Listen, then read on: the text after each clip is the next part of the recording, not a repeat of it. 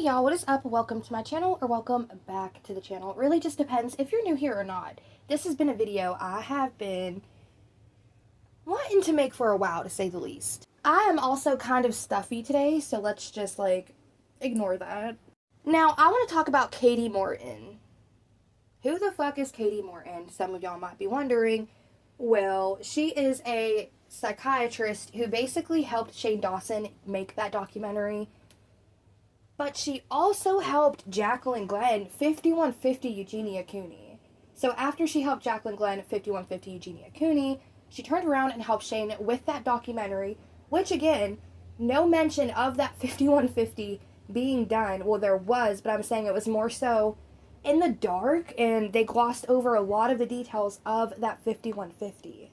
Now, something that really bothered me in that documentary that I did touch on before, but I didn't really go into full details because I knew I was going to make this video today at some point. It's been a while since I covered the documentary, but I knew that this was going to be an important thing to talk about, and I want to talk about it now. Now, in the documentary with Eugenia Cooney that Shane Dawson did, again, if you're not familiar with it, I did a video covering it. Feel free to go check it out. They wanted to talk about Eugenia Cooney's disorder in documentary form, and kind of just get her to open up on camera and talk about the things that she was not open to talking about in the past. They wanted to talk about her short time that she spent in rehab, but most importantly, that 5150 that was done and how that made her feel. Eugenia went on to not say the best things about it, how she was scared. She was basically blindsided by the entire event. She thought she was going to a friend's house, when in actuality there was a pet team waiting to see her, or a psychological evaluation team. And while she blamed Jacqueline Glenn and that group of friends, specifically blamed them for that 5150, little did she know there was also another person on board with it, and that person just so happens to be Katie Morton. Yes, Katie Morton, the same psychiatrist that Shane Dawson used in his video about Eugenia Cooney's recovery story. Not just that, but the same Katie Morton who then went on to make 2 separate videos with Eugenia Cooney, doing exactly what she told Shane not to do. This story actually pisses me off, and all I see is a bunch of people exploiting her during her time of literally just needing to recover. Not Jacqueline Glenn, she tried. So did David and Michael Frank, so did Eve. I'm just specifically saying Shane Dawson, his team, and Katie Morton definitely exploited her, allegedly, in my opinion, during her time of truly needing to recover and not relapse. So with that being said, we're going to be taking a look at Katie Morton's involvement with the documentary, Shane Dawson totally ignoring her advice during the documentary, Jacqueline Glenn talking about how she was in cahoots with Katie Morton to make this 5150 actually happen, getting advice from her, and then Katie Morton's video herself with Eugenia Cooney. This video is going to be long. You are in for a ride, so buckle up. If you don't have a buckle, just put a blanket over your lap. That'll work too. If you don't have a blanket, just put a pillow there. Go get a snack. Go get something. It's going to be a pretty long video. And with that being said, let's get right into it. When is a creator, when is a person responsible for what their audience does? I'd love to know what you think and why. Hi there, it's Katie again. The more we keep things secret, the more power they have over us. Because the one thing we don't want to do is not talk about it. That's fine. I don't really have... They can really be helpful for you to understand what they're experiencing. It's hot. I'll get you a summer robe. Don't worry, we're going to play again with no interruptions. I just really wanted to say this. I want to really just take a look at the important parts that I wanted to point out specifically. And this is one of those parts that I really wanted to point out specifically. Now, I talked about this multiple times, that this documentary was done specifically, in my opinion, for financial gain. It was done for the clout of it, and it was done for the financial part as well. Now, when Shane Dawson and Eugenia Cooney did this documentary, it seemed so legit, so real, everybody was on board with it, and then it came out months later, years later even, that it turned out it was scripted. Eugenia Cooney ended up going on Twitch and talking about it, saying, yeah, it was scripted, we had good intentions, I didn't mean to hurt anybody, but yeah, we just kind of did it and thought it would be a good thing to do. Now, I also talked about how prior to this, during Shane's Dramageddon / pre-Dramageddon era, he was also very problematic. And there was moments when he would actually talk shit about Eugenia Cooney's appearance. Not just about her specifically, like, oh, she's a bad person because she said this or did this. It was specifically jokes at her appearance. He even once joked about a YouTuber's death, saying, oh, I can't wait for the first YouTuber to die, basically, in regards to Eugenia Cooney's situation. So I said specifically, I feel like since this was, like, the era of his docu-series, like, he was really big at the time, like the king of docuseries on YouTube, and everybody looked at him like he was a huge truth teller when it came down to doing these documentaries, that I feel like he jumped on board with covering Eugenia Cooney's story, because that would be a massive paycheck, and everybody involved who helped work on this video would also get a payout from attending and helping render and make this video happen. And I don't know if this is true, but typically if YouTubers collab this, that, or the third, or like they're doing videos such as a docu-series, you're getting paid for your involvement. So I feel like Katie Morton saying, oh, don't worry, I'll buy you a summer robe, and then Shane laughing maniacally like that. I feel like they knew they were going to get a check from this one. And again, that's all allegedly, that's just what I'm picking up on, and that's absolutely disgusting. First time I've ever done, so I have to give a talk on burnout. That's my thing. Do it here. Okay, so first thing.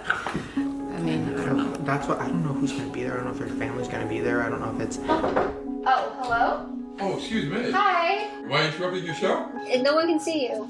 I know her lawyer is coming for a second, but that's just because we have a release form that like. Yeah, to make sure that you're not Whatever. liable. Like, and I also don't want people to think like I'm commenting like I know that she has an eating disorder. She's not my patient, you know. But I can tell you like what eating disorders they are. People often assume that you look one way. That an eating is just when people are too skinny and they need to eat a sandwich and get over it. Like that's what you hear. Like that's like complete misconception and myth, right? Like, and that's the thing. Eating is coping skills. You know this. Like, I don't know how to cope with what I'm going through, so I'm just using food as a way to deal. Too much or not enough, it's all the same, you know? So, but I don't know. I don't know her story. That's the thing too. It's like I don't think anybody really does. You know, I don't know.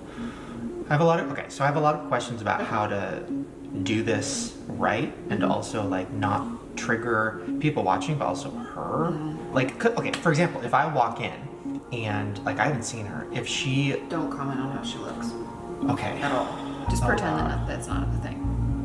Alright, y'all get the gist. She was there. She consulted Shane how to do this, what not to say, what's appropriate to ask, what's not appropriate to ask, to set boundaries. She was present. She was there. She consulted Shane for this documentary. And the vibe that I'm getting from this is maybe, you know, there could have been good intentions there. Maybe I'm just, like, looking too much into it. Or maybe I'm just a fucking cynic and I just don't see the good intentions here.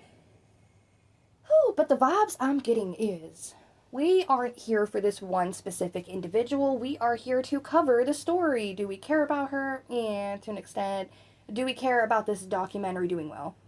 Fuck yeah, we do. Let's make sure we do it right. And this was like the team meeting prior. Like, if somebody's having a big event, all the vendors get together. Like, let's work together. We got this. Teamwork. Make sure it goes smoothly. Let's do this. Let's not do that. That's the vibe it was giving me. And immediately after getting this advice from Katie Morton, Shane then drove to Eugenia Cooney's house with his team, who was also going to be there to help, you know, just make this go smoothly, to film and help with the questions. So we're going to be taking a look at that because Shane Dawson kind of went against a lot of what Katie Morton said to not do. Like, just for an example, just really quickly before we get into that section of the video where Shane talks to her, I paused it, got this timestamp here for you guys, where he said, your hair looks so good. First thing he said to her, your makeup looks so good. You look so good. Your outfit, this, that, and the third. And it's exactly what Katie Morton said not to do, which is not to really focus on the appearance of the individual, but rather the individual themselves. And when he went in, he was more so focusing on the appearance aspects, in my opinion. But then not just that. The one thing she also said not to do is about the healthy comment. And when he sat down with her, he decided to say, yeah, when that photo was leaked, I ended up reaching out to you and saying, oh, you look so good, you look so healthy. I didn't realize that would be a bad thing. And she's like, oh, no, it's fine. Like, I get it. And maybe he really didn't realize that could be a bad thing, but he talked about it prior to going to see her, and Katie Morton was like, yeah, don't do that. And he brought it up anyway. 10 out of 10. I think I texted you. Yeah, which you I were actually, so nice about it. I was like, maybe I shouldn't have done that. No, but, no, I appreciated it. But when you see that, are you like still figuring out who that person is because you've looked a certain way for so long and now you're changing, you know? I mean, I guess like for me, sometimes I do find like I can be kind of like critical of myself. I look really bad here. This is just one where I'm like barely any makeup there. I don't know. I guess I've never really had like the highest self-esteem, which, you know, I'm trying to like work on and stuff. You know, I think it is like really good though that like I did make that decision to get myself back to like a healthy place and to like do what is like what I should be doing. And Is that something too that is going to be a big adjustment? Like, because there's going to be, I'm sure even on this video, I'm sure there's going to be a lot of comments of, oh, she looks so great. And then kind of comparing it to the last time they saw you, particular video, Right, yeah. to now. And then are you prepared for that? I guess it kind of is like an adjustment, like seeing like what people will say and like seeing those comments and to try to like view it as a good thing. That like they're trying to like, you know, make positive comments towards you and yeah, if that makes sense. Thank you. So I want to talk about the situation. Yeah. Where should we do that? Maybe in your room? There's like Yeah, a quiet whatever. Let's go look. Okay. I want to hear you tell your story. Okay. I've never heard you say, A, that you like have or had a problem, Perfect. and B, what it is. Okay, yeah. So I think maybe starting there, if that's not too hard. Yeah, I think that should be okay. Now, something else I want people to keep in mind, again, I'm not just pausing at a random moment, like, let's pick this apart, like, okay, so earlier in this documentary, Shane, when he first met with Katie Morton at his house, had talked about how a lawyer is actually going to be present just for the first half, just for the introduction, and how Shane had to sign a release form. And in my opinion, that release form probably had things you can and can't say. Don't talk about the family. Let's avoid subjects like this. Try not to get too far into it. Again, I don't know what was on the release form. I'm just assuming it was more so along the lines of, let's not bring up the family. Let's not do this. Let's not get too much into detail. Let's just do, you know what I mean? Just that. So when Shane said, like, okay, let's get into your story. I want to hear you talk about your, you know, experience with eating disorder. Eugenia was like, yeah, I'm sure that would be okay. I'm sure that should be okay.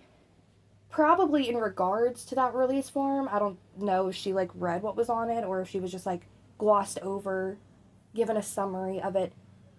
But I think that that's interesting, that could be something like maybe she's not allowed to talk about this or go into full detail. Maybe that's why she doesn't do it.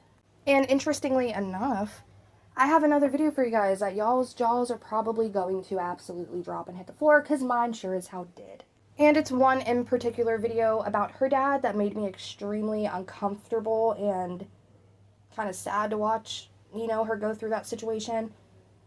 So that's going to be coming up soon, but I feel like just maybe there's NDAs in place, and I've talked about this in the past and in multiple videos where I feel like she can't even fully say what she wants to say because she's not allowed to expose the family for certain things.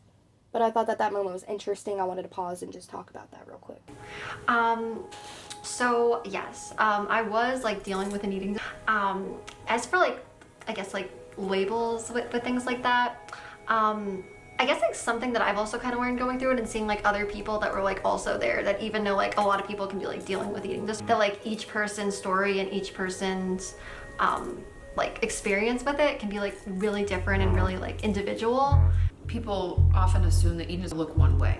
That's why I think the education could be really cool. You know, there's binge, we overeat and we don't do anything to compensate. We just overeat and that's how we cope. There's bulimia, where we binge, can be underweight or overweight. Everybody's body's different, and there's a lot of others in there too that I won't get into, but I think at the very least it can be great for her to share her story and how it looked for her. So I guess like with me, as for like, I guess like labels with things like that, I guess like the details of that were kind of like privately there, and but also like just keep it from feeling too much too fast. All right. So she doesn't get defensive or feel attacked, because that's not the goal. The goal is to like help her tell a story that's beneficial for everybody. it was definitely like an eating disorder, but yeah, I guess they didn't really get too labely, but No, and you don't. if that makes sense. You don't have to put a label down. Oh, thank you. No. Okay, so I'll speak on my experience because Okay. I don't want to put words Yeah, alright, then Shane went on to kind of talk about his experience with his eating disorder, and it was a story too. We're not here for that specifically, so I'm going to go ahead and leave that one out. Again, it's in a video if y'all want to watch it. It's up to you if you want to go to his page and watch it. If not, I covered bits and pieces of it in the past, or I can just cover it here for you guys and whatever. I don't know. It's up to you guys, but whatever y'all want to do. I just wanted to pull bits and pieces I felt was important and relevant for the subject we're talking about today. Biggest pieces I wanted to pull from that so y'all can see Katie Morton was kind of an advisor on this situation for Shane Dawson going into it with Eugenia Cooney, but as I stated, she was also an advisor for Jacqueline Glenn in this situation. And they talked a little bit briefly about this 5150 that was done, and Shane Dawson asked her if she ever had friends that would come over to the house to hang out, and she said pretty much how she kind of had friends, but real friends were never really in the picture. Let's take a quick look. Of course. Have you had any friends or anybody come over and hang out? Because I know there was a lot of people just being like, oh, your friends aren't helping, your friends aren't doing anything, whatever. But I'm sure behind the scenes, I'm sure everybody was always reaching out and whatever. Yeah, there were some people that were. Then there was kind of some people that kind of like really weren't. Really, there was almost like some people that like never really said anything to me like before, but then like later on were kind of like bullying me into like trying to make like decisions for me, and kind of like they were just not wanting to listen to me at all, not really wanting to hear like how I'm feeling. Before they never really seemed to like care much about anything, so I guess that's kind of hard. But then I also had like, you know, good people in my life that like genuinely like really did care. So of course that was about Jacqueline Glenn and David Michael Frank, or Jacqueline Glenn Frank and David Michael Frank and Eve doing that 5150. And again, let's not forget who was the one who helped Jacqueline Glenn make that happen? Oh, that's right, I almost forgot. It was Katie. And don't get me wrong, I think it's a great thing that Katie Morton got back to Jacqueline Glenn on this situation, because again, this was off camera. This wasn't something she was doing in response to Jacqueline for clout, for financial gain. She was simply helping Jacqueline and advising her how it can be really difficult. Here, there are certain things you can do. Here are steps you can take. Here are steps you shouldn't take. This is how to get in the right direction. Can you meet with her? Can you talk to her? Good advice, right? But the thing is, when this documentary came out and they talked about that 5150, they painted it out like it was such a bad thing. Like Jacqueline and them were just evil and the worst, and didn't take her feelings into consideration. Did they not think it was important to bring up the fact that Katie Morton, the same person who's advising him on this documentary, was the same person who talked to Jacqueline Glenn and made that 5150 happen? And as a matter of fact, before we get into Katie Morton's videos with Eugenia Cooney, which we're only going to be covering one, but she did multiple, again, in my opinion, for clout and the financial gain of it, like, yes, I was the one who helped with this. Yes, I was the one who did this. Now we're going to sit down with her and talk because it's on my channel this time. I want to go ahead and read the personal emails that, yes, have already been made public. I'm not like, here's personal emails never before seen. These are emails that were already made public by Jacqueline Glenn and Jacqueline Glenn's little piece of the story whenever it comes down to this 5150 and what she thinks about this documentary. First of all, I don't know how to feel about some of the things in the video, like, because I know Katie. I know Katie Morton. I've reached out to her. I have emails with her explaining the situation I was in with Eugenia because I wanted to help her. I tried calling the police. They kind of laughed at me on the phone. They're like, oh yeah, that YouTube girl, like, we've been there. There's nothing we can do. We're not mental health professionals. We can't take her. I called mental health professionals and there was nothing they could do because they weren't law enforcement and they could not forcibly enter a home without permission, which is not something that anyone in that household was going to give.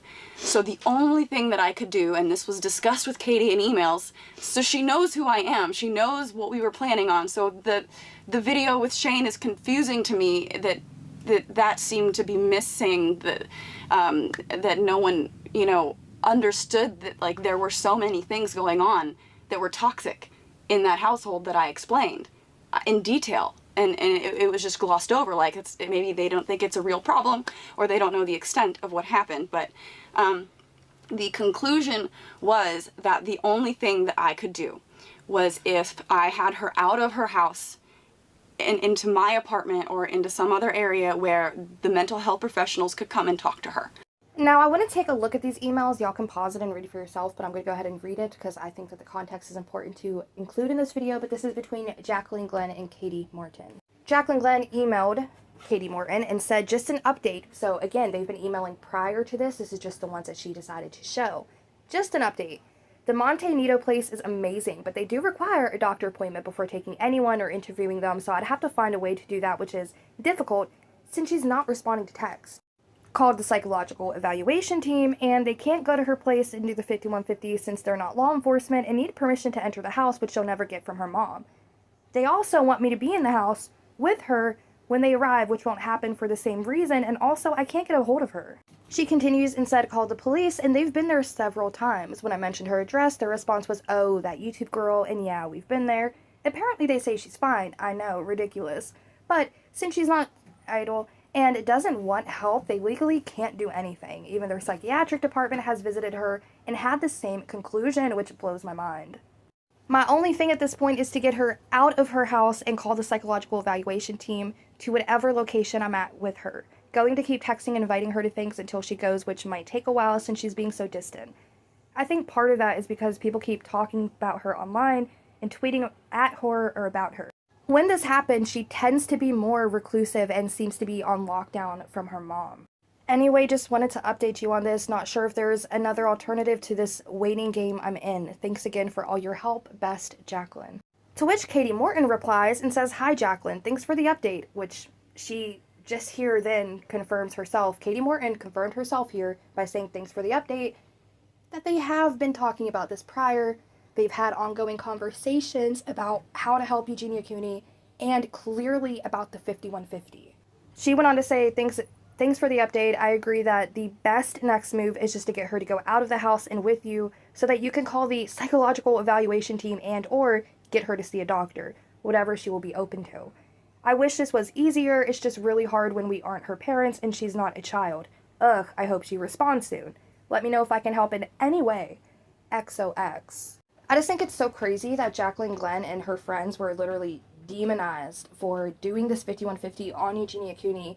Eugenia Cooney even made it look like they were the bad guys when in actuality they just wanted to help her and was advised by a psychiatrist to pretty much go ahead and initiate a 5150 to try to get her in some form of recovery or to get her help. I just feel like to do this documentary and want it to look like such a truth teller on her situation, to leave out the most important details such as that 5150, which is what led her to this point in the documentary, and the fact that Katie Morton, the person who's advising Shane on the documentary, was also the same person who advised that 5150. I feel like that would have been very, very important of a detail to bring up. Maybe Katie Morton, seeing the backlash that Jacqueline Glenn was getting from the situation and didn't want to be on that side. She wanted to, cross over and go to Shane's side and be like, yeah, I don't want to be the bad guy in that situation. Like, I get on and just get in on this documentary and try to make myself look like the good guy here, make it look like I know what I'm doing and I'm just trying my best and trying to advise properly. I just think it's very interesting the turn that Katie Morton had from talking to Jacqueline Glenn to go into Shane's documentary and making that 5150 look like, oh, it was just so traumatizing, it wasn't done in her best interest. That to me, it drives me crazy. But if, as if they haven't exploited her enough during this really crucial time for Eugenia, for her to actually be in recovery, not be on the internet, to take her time and, stay in pace basically with getting back to everything that she was once used to, it takes time. You do it at a certain pace. You don't just get thrown back into the wilds when you're trying to recover from something. So as if doing that documentary and exploiting her in that way wasn't enough, Katie Morton decided, you know what, let's have her on my channel. Let's do 2 separate videos. One where we talk about her experience even further and in more detail, and another one where we just simply answer some questions because why not? She's already here. I am going to cover some of that video where they talk about her 5150 experience, but I'm not going to go into the video where they do the whole Q&A because that's just not needed for this story. But with that being said, we're about to get into it, but I just want to say, I just think it's extremely hypocritical of Katie Morton to have played in behind the scenes with Jacqueline Glenn about getting this 5150 for Eugenia, acting like she's so concerned, and then jumping on this documentary with Shane where they want to get her story out there, and they just so happen to leave out that piece of her story that Katie Morton was directly involved in. That's like wanting to do a documentary on a business and then talking to the manager and leaving out the owner of that company and all the work that that owner put in and just speaking to the manager. Does that make sense? It just drives me crazy how they went about this, and the reason why I wanted to do this video today, like I said, I've been wanting to do it for a while now. I figured it's time to talk about it. Because like I said, I covered that documentary that Shane Dawson did with Eugenia Cooney, and I've been getting comments on it recently, so I guess people are, like, starting to engage with it again. And the thing about it is, I see a lot of people who are truly in support of Jaclyn Glenn, but I also see a lot of people who think that she went about doing it wrong. And I just think it's interesting because, again, Jaclyn Glenn is not a mental health professional. She was advised by one, though. Again, Jaclyn Glenn didn't know what to do. She was given steps she could take by what she thought to be a good psychiatrist who could help her with the situation. And I just think that as with Katie Morton being a psychiatrist, a licensed one, this was so wrong to do. But anyways, we're going to be diving right into that video now with Katie Morton talking to Eugenia Cooney about the 5150 experience. I'm not going to cover all of it again, just bits and pieces that I feel like is important to share in this video. With that being said, I kind of ran out of time today to do this video, so I'm back, you know, in the home environment, out of the office. It's going to be a little bit noisy. I have a lot going on, but I do want to go ahead and take a look at Katie Morton's section on her channel with the video that she made with Eugenia Cooney, talking specifically about that 5150 experience. Again, there was another video that she did do with Eugenia Cooney. She did multiple over in her channel, but I just want to specifically cover this one. Let's dive right into it. And as we get into the video, I want it to be very clear, and I think that this is also very important from Katie's actions, how she wasn't necessarily doing the best or the right thing by not only initiating the 5150 and then trying to cover up her tracks during the documentary, not even a brief mention of it, while also saying it's very important to cover her story, her entire story, get the word out there that this is, you know, okay, but on her own video with Eugenia Cooney, the 5150 experience, she ended up putting underneath it and tagged herself as a mental health professional licensed in the US. I think that's very important to keep in mind because I just don't agree with her actions as a licensed mental health professional. I just don't agree with it. Time to sit down with me? Oh, of course. Thank you for having me here. Of course, of course. I've been wanting to talk to you. We honestly, for those of you who don't know, Eugenia and I have only met like one time. I think at Playlist, right? Yes. Like years ago now. You were dressed like a Pokemon. Yes, I had my Pikachu outfit on. And it was only because my friend Michael Buckley was talking to you and I went over to say hi and he introduced us. He's so nice. I talk to my audience all the time about getting help, and I've had videos about 5150s and all sorts of and treatment options. And so today I just really wanted to talk about your story and how you ended up getting help. Because I know a lot of us are scared to reach out. Yeah, and I totally get that because I think sometimes it can be kind of so hard to reach out. And And again, something else that really bothers me during either the documentary and then this video here specifically, especially this video here, is there's always that premise that they're bringing up of, you got help, how did you get help? Tell us your story about how you went to go get help. Was it scary? But it's always the argument of, hey, you went and you got help. She didn't really recover though. This is something she struggled with for years. Just because she went to seek help for a month it doesn't mean that she got help. It means that she suck it out momentarily. And I feel like this is where they really jumped the gun. They made it look like she is going to recover. She is going to be great. She went, she got help. That's the end of the story. Let's hear it from her now. And that was never the case. And I feel like they really jumped the gun on doing this documentary. And then Katie Morton as well really jumped the gun by making these videos with Eugenia. And Katie Morton, being a licensed mental health professional, should know, because we know this. And I'm not licensed. I'm sure as shit not licensed. I got my license to drive. That is about it. This is a lifelong struggle for people who get this disorder. So even after they go and they get the help, they're always going to have triggers. There's going to be certain things in the back of their mind. They're still going to struggle not falling back into old patterns. This is always going to be a struggle 9 times out of 10 for individuals who have this disorder. And just because somebody who has this disorder goes out and decides to get treatment for it, sure, yes, they did go and get help, but that does not mean that that help had actually worked. Like I said, it's going to be a lifelong battle struggling with this. And the way that Katie Morton is seeing the situation, in my opinion, is, oh, you went and you got help, now you're doing good. Let's totally open up your trauma and talk about it. And I'm sorry, but if I can be able to see it from just as a viewer, as a mental health professional, she should have been able to see it too. She's not ready to open up and talk about this. Say it's a Tuesday evening, you have a friend who struggled with alcohol abuse and they decided to go and get help for it. Say they went to an AA that evening on that day. That doesn't mean just because they went to get help for it and they went to a meeting where they're actively seeking the recovery aspect of it, does not mean you can take them to a bar that night. It's just not something you do. Let's get back to the video, but I'm sorry, this just irks me so badly about how wrong all of this was to do. It's just, I don't understand. And you know what? Honestly, from Shane's perspective, from Jacqueline's perspective, they probably really thought they were doing the right things.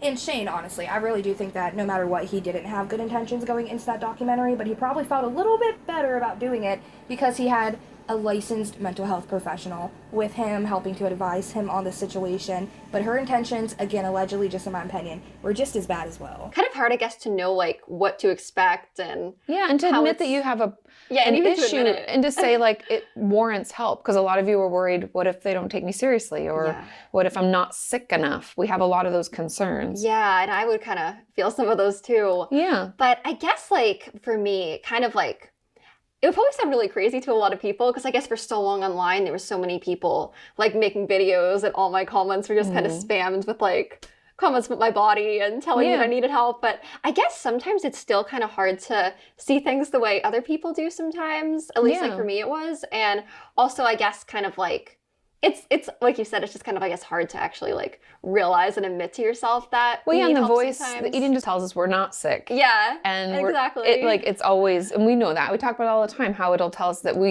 it always has a different goal that we can never achieve, and once we achieve that, it's the different goal, and that's why eating just is so difficult to reach out and get help for.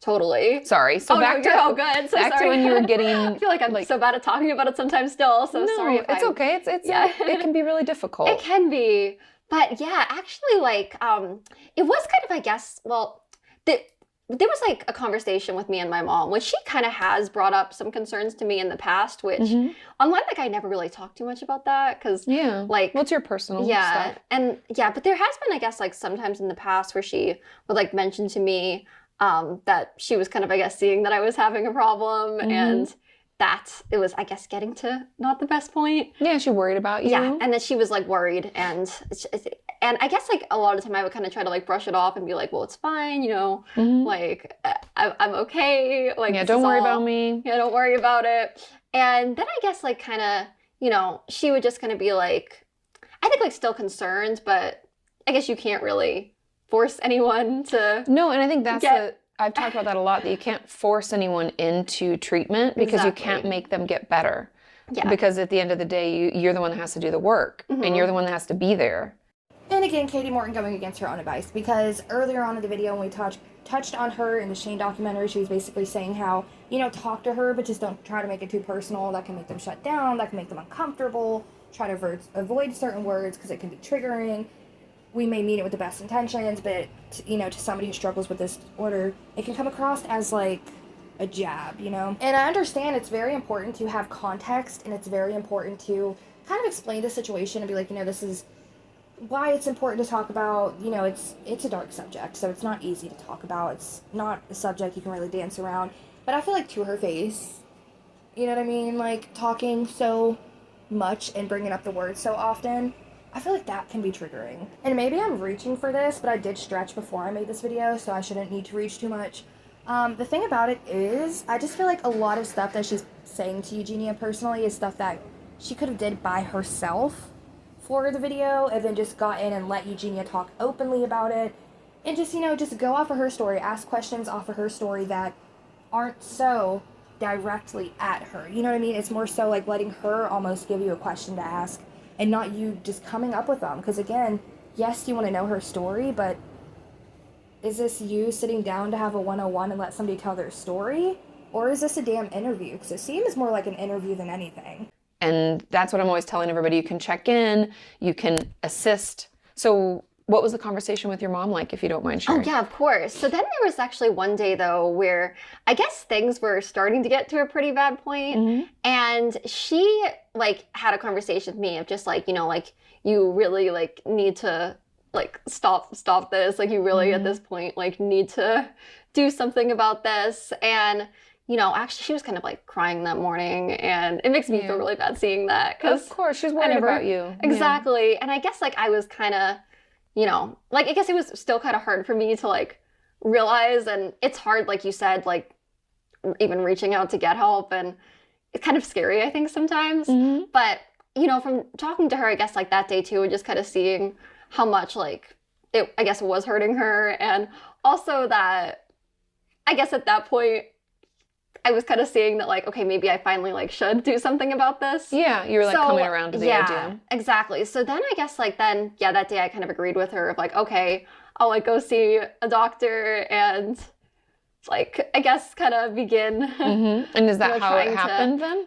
So that was actually what our plan was going to be. And actually we were going to go back to Connecticut for me to, like, start this. Because and there are some good treatment centers over there that I know of. Oh, that's great. Yeah. And so actually, like, and I was actually born in, like, Massachusetts originally. Okay. So then we figured, okay, we know some doctors there. And I guess sometimes too, where you're just kind of, like, more familiar with home. Like, because I guess in LA, like, it's really nice here and everything, but I've only really lived here a couple of years. I don't really have doctors I know out here. And I guess it's kind of scary sometimes, just, like, even more so. Like in a new area, I don't know anybody. Yeah, I'm away from home. Totally. I can still feel that way. So then actually there was, like, a day where I was, I had some people that,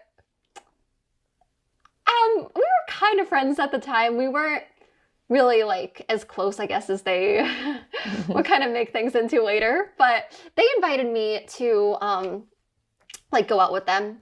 And they told me that we were going to an escape room. Okay, I've never done one of those. Really? I did, like, I think one. Okay, they sound fun. But so they invited you out, yeah. There were a lot of, like, puzzles and stuff, so. Yeah, you have to, like, solve the riddles to get out. Very cool. So that's what I thought we were going to, and I was kind of like, okay, like, you know, I'm going to their place. We're gonna go to an escape room, like, cool, I guess. So then I ended up going over there, and everything, like, seemed normal. Then they kind of, like, sat me down, and we were talking pretty normally. Then they kind of did start bringing concerns up to me. Okay. And the thing is, like, at the time, you know, I just had a conversation with my mom about it. Like, I was kind of more open to talking about things. Now, I just want y'all to take a look at these 2 screenshots I took of this video. This was a screenshot of Katie's face prior to Eugenia Cooney bringing up and talking about how that was orchestrated, how going to the escape room with Jacqueline Glenn was just a orchestration of what needed to happen for that 5150 to be held. This was her face. She was calm. She was chilling. Just talking away. And this is her face after. She looks pretty flushed. She looks a little bit bothered. She looks a little bit guilty. Now, I think this is, again, this is speculation, okay? This isn't fact. This is exactly what they said, and I know their exact intentions. This is just what I gather from the situation. Eugenia Cooney, this has always been a huge talking point on the internet, from MySpace to YouNow to Twitch to YouTube to fucking TikTok. This has always been a huge talking point, is Eugenia Cooney and this disorder. I feel like, of course, the first person who started covering it to get her to open up and talk about it, that's a huge, huge story. That is revenue you can make if you pitch in it, right? So I feel like Katie Morton, when she did talk to Jacqueline Glenn, she might have thought, hey, if this girlie really goes and gets help, Jacqueline Glenn and Eugenia might make a video talking about it one day, you know, buddy and buddy. And I was the person who helped initiate that, so I can get in on that. Didn't work. She got backlash. So what did she do? Jump to Shane Dawson. Well, that didn't work out with Jacqueline Glenn, so let me just do a video with Shane Dawson and, be the good guy, finally, right? And I am not saying this is Katie Morton's intentions. I'm just saying that's what I'm picking up from the situation. I just think it's so slimy to sit down and do a video with somebody talking about their 5150, knowing damn well you're one of the biggest people who helped get that initiated.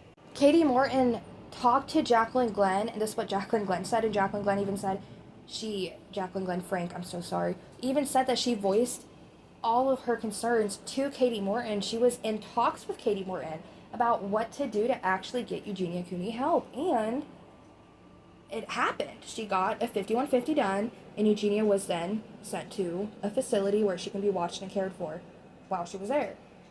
Then she did that documentary, Shane Dawson, again, the 5150 came up, and what did she do? Not say anything about her involvement, just kind of let that slide under the rug, because, again, Katie Morton was, like, behind the scenes on it. She wasn't full-face talking about it. She was just somebody behind the scenes helping get the strings pulled. And then to sit down with her face-to-face and do a video talking about this, like, oh, yeah, that must have been so hard for you. That must have been traumatic. Oh, an escape room? That sounds so much fun. I've never done one. Knowing damn well that Jacqueline Glenn brought this up with her, and this is a story she already knows, but it's one she's letting Eugenia go on about because she doesn't want to be guilty in this situation, and she doesn't want Eugenia to know. She was behind the scenes. She helped Jacqueline pull the strings on that 5150, and it just bothers me that she stayed silent about the entire thing. Even during the documentary, when it was brought up, I don't know if she had involvement with this. Like, she, of course, wasn't the editor of the video, but I just feel like it should have been important to bring up. Like, yes, I talked to Jacqueline Glenn about the 5150. I felt like this would be a good thing for her. She's clearly struggling. I'm glad she got the help, but I think that 5150 was very important. I just feel like this is something that should have been discussed. This should have been talked about. And now, I'm not familiar, I'll be totally honest, with Katie Morton's content. I don't know who she is aside from what I've seen with her involvement with Eugenia Cooney. And maybe it rubs me the wrong way enough to where I haven't checked out her other videos. I don't know if she's out here doing good work or bad work. I truly don't know what she's doing. I just know her from this involvement with Jacqueline Glenn and Shane Dawson, and her own personal involvement with Eugenia Cooney over on her own personal YouTube channel. I just feel like the whole thing was done in bad faith. I feel like there was not good intentions. I feel like it was all strictly for the clout and financial gain, covering one of the biggest stories to still be on YouTube. I just really wanted to talk about this because we always talk about people who have failed Eugenia Cooney and blame, you know, point fingers at a lot of people who are around her about, but she's not doing this to get her help, and the mom and the dad and the brother and this, that, and the third. Everybody's pointing fingers, but I feel like Katie Morton should be somebody who's brought up, okay? I'm not saying blame Katie. I'm not saying her stem from Katie Morton. Of course not. This is something she's been battling forever, prior to even knowing who Katie was, knowing she existed. I just feel like as a mental health professional, she should have understood, hey, I don't think this is appropriate to talk about just yet. This girl literally just got out of a rehab facility. She's still going through the motions. I don't think we should, you know, put it on a big screen for 34 fucking million people to see. I think we should give her her time to recover and let her be comfortable. I don't know. I just wanted to get y'all's thoughts and opinions on this situation. I just feel like Katie Morton is a mental health professional who definitely failed Eugenia Cooney, and we always want to blame mental health professionals and doctors who examine her, and if she's even going to see a doctor. We always talk about that aspect, but we failed to bring up the one person who was actually a mental health professional who did the situation completely wrong, in my opinion. But this video was incredibly long. We're almost at the hour mark. And again, there's a lot of pieces to the videos that I wanted to include but left out because I just wanted to, you know, kind of stick to this topic specifically, and I didn't want to go off on like my side tangents. But nonetheless, I really hope that you guys enjoyed it, and I really just, I'm dying to know y'all's thoughts and opinions on the situation. I feel like Katie Morton is somebody we've covered in the past very briefly when it came down to these situations, and like I said, I stuck very briefly to talking about it because I knew that we would have this video one day where we could literally just go all in on our own thoughts and opinions about this specific mental health professional who dealt personally with Eugenia Cooney. Again, Eugenia Cooney was not her patient. Keep that in mind. Eugenia was not her patient. There's no patient-therapist confidentiality here where she couldn't go on and talk about it, but I just feel like as the mental health professional, she should have knew how to handle this just a little bit better, and it was bothering me. So yeah, with that being said, I want to know y'all's thoughts and opinions in the comment section down below, and I will catch you in the next damn video. Alright, bye.